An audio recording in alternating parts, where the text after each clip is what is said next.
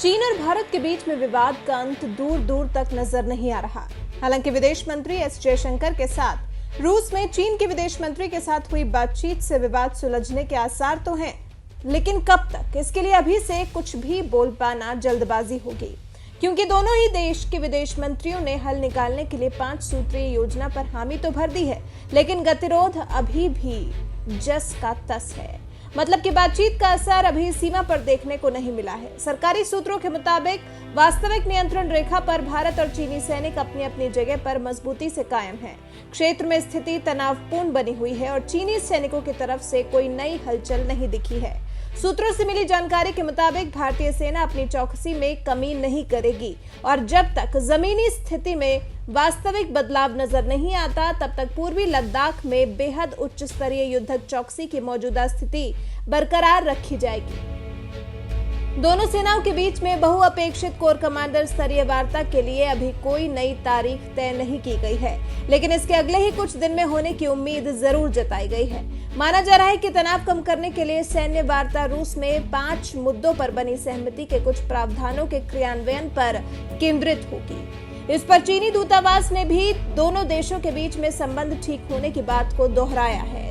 जयशंकर और वांग के बीच हुई बातचीत पर चीनी दूतावास का कहना है कि मुझे उम्मीद है और विश्वास है कि जब दोनों पक्ष अग्रिम मोर्चे के जवानों के लिए दोनों विदेश मंत्रियों के बीच बनी सहमति का पालन करेंगे और बातचीत और समझौतों के सही समर्थन का पालन करेंगे, तो दोनों पक्ष इस वक्त इस मुश्किल स्थिति से पार पाने के लिए प्लान तैयार करेंगे। देर इसलिए भी हो रही है क्योंकि दोनों देशों के बीच में जो समझौता हुआ है उसमें कहीं भी समय सीमा का उल्लेख नहीं किया गया है। मतलब कि मामला विदेश मंत्रियों की बैठक के बाद भी अटका हुआ है। चीनी राजदूत सुन विनोंग ने कहा कि दोनों देशों को बराबर जीत का प्रयास करना चाहिए, न कि एक का लाभ और एक की हानि। हालांकि उन्हें विश्वास है कि जब दोनों पक्ष अग्रिम मोर्चे के जवानों के लिए दोनों विदेश मंत्रियों के बीच बनी सहमति का पालन करेंगे और बातचीत और समझौतों के सही मायने समझेंगे और उसके बाद फिर दोनों देश इस मुश्किल स्थिति से पार पाने का रास्ता भी खोज लेंगे। ये जयशंकर और वांग के बीच हुए समझौतों पर टिप्पणी कर रहे थे। अब आपको बताते हैं कि चीनी विदेश मंत्री और एस जयशंकर के बीच में जो बातचीत हुई थी उसकी मुख्य 5 बातें क्या थी। सबसे पहले तो दोनों पक्षों की सेनाएं अपनी बातचीत जारी रखेंगी और अपने स्तर पर तनाव कम करने के प्रयास करेंगी। सीमा से जुड़े मामलों पर विशेष प्रतिनिधि तंत्र के माध्यम से संवाद जारी रखा जाएगा। पूर्व के सभी समझौतों को ध्यान में रखा जाएगा। मजबूत द्विपक्षीय संबंधों के लिए सीमा पर शांति जरूरी। सीमा क्षेत्रों में शांति के लिए विश्वास कायम करने के प्रयासों में तेजी लाई जाएगी। इन 5 समझौतों को हुए अभी करीब 5 दिन हो गए हैं, लेकिन हालात अभी भी जस के तस हैं।